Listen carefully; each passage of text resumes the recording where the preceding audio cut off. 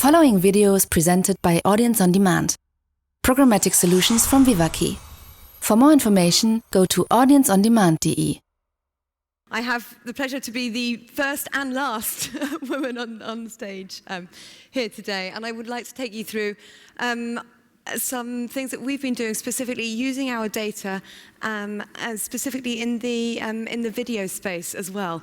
And you'll be pleased to hear, unlike Matt's presentation, when he opened up this morning, that I've brought all the graphs for you today, and specifically the graphs that talk about what we've been hearing in this session so far. So we all know, everyone here is in this room because user behavior is changing.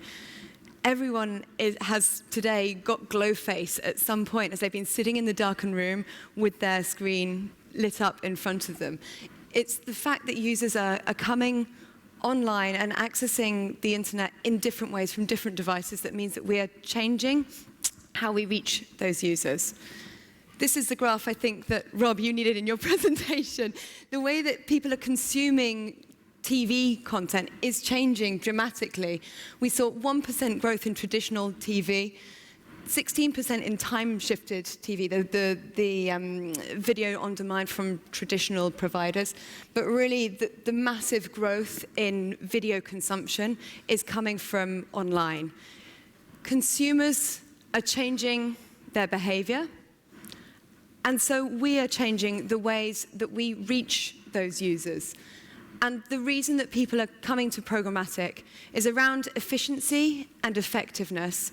But really, it comes down to the first four of these reasons that came up in this recent study.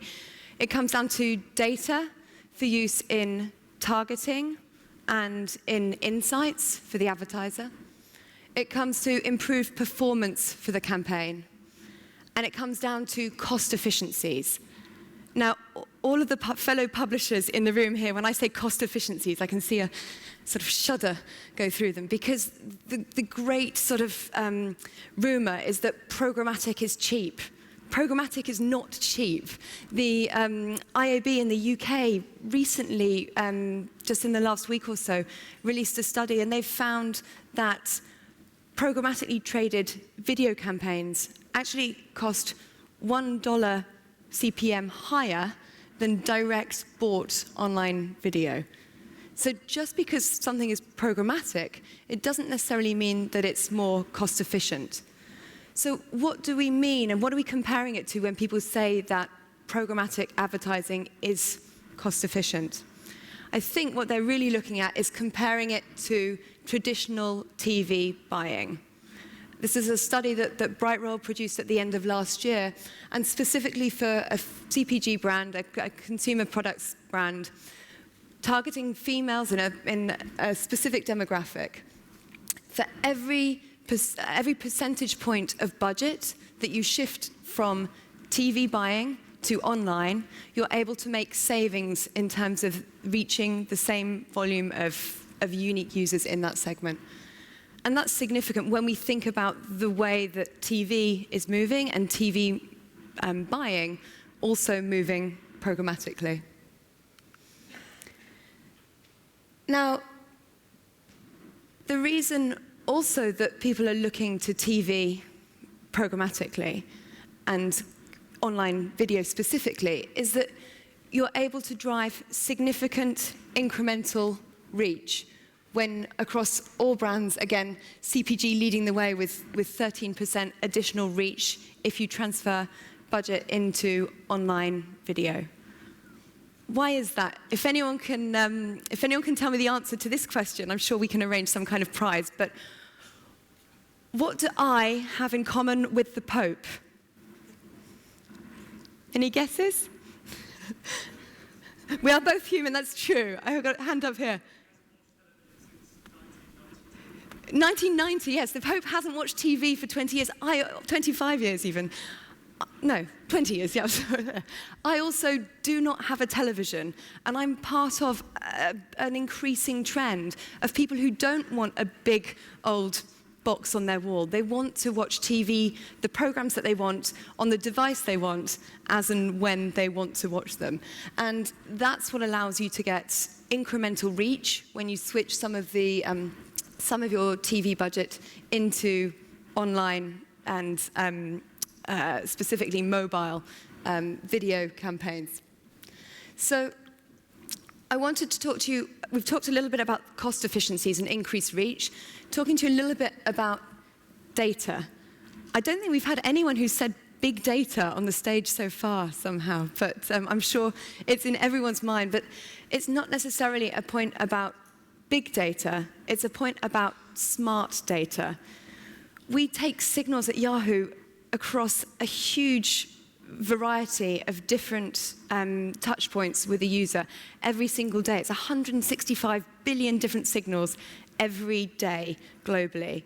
If that's not big data, I don't know what is.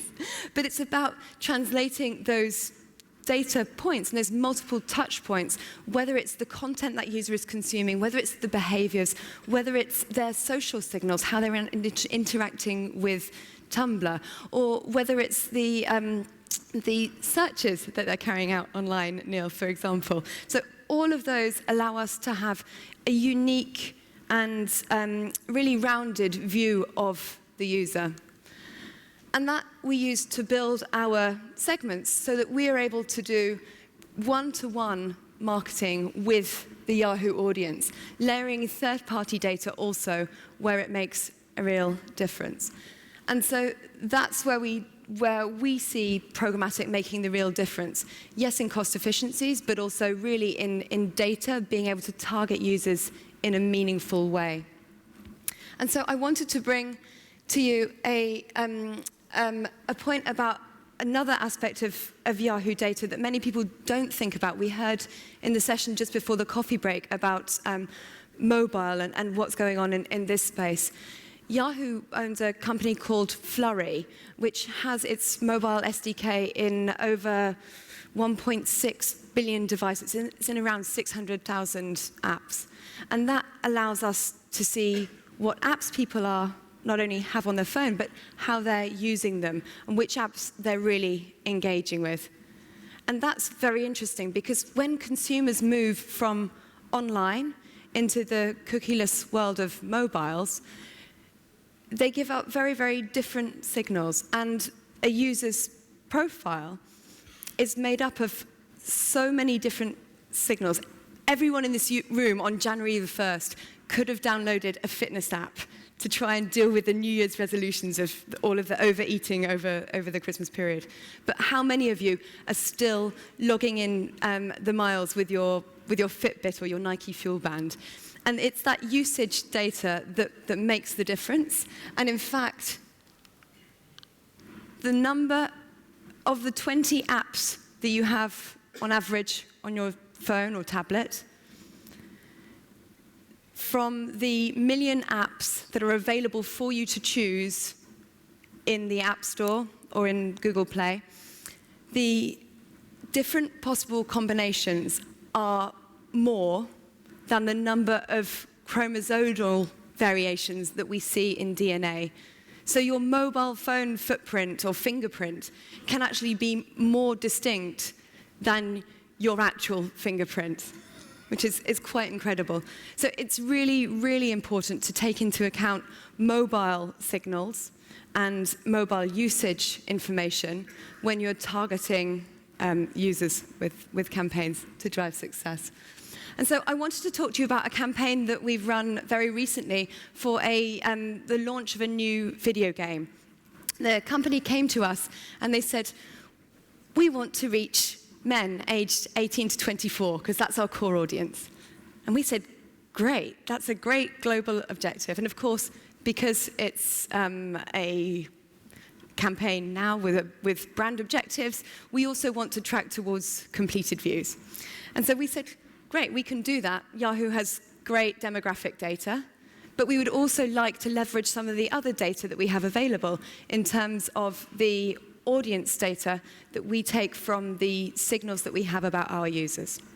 And so we agreed specific local campaign objectives as well, that we would optimize towards a completed view, that we would target both gamers and these high-spending tech enthusiasts who we thought were also going to be much, much more likely to engage with that video content and click through to the brand's site in order to purchase the game online. And we wanted to drive that measurable engagement. So we started with the part that they wanted to run, the demographic targeting. And we ran across desktop, phone, and tablet. And we saw that by far the highest click rate and video completion rate was on the phone. It's entirely as you would expect. With the click-through rates, you can see is the bar chart piece, the big colored blocks. When we moved into the audience targeting part of the campaign, here we saw both the click-through rates and the completed view percentage soar, because we're showing the ad not only to a user within the right demographic, but to a user who we know is interested in gaming content. And so we drove a click-through rate of, across the board, of very close to 1%, and we beat everyone else in the field in terms of the completed view rate also. So from this campaign, we saw specific, I'm going to build out this first section, we saw specific results around very, very specific audiences that we were targeting. On tablets, it was the game purchasers who really obviously came to the fore in responding to the ad and going ahead and buying the game.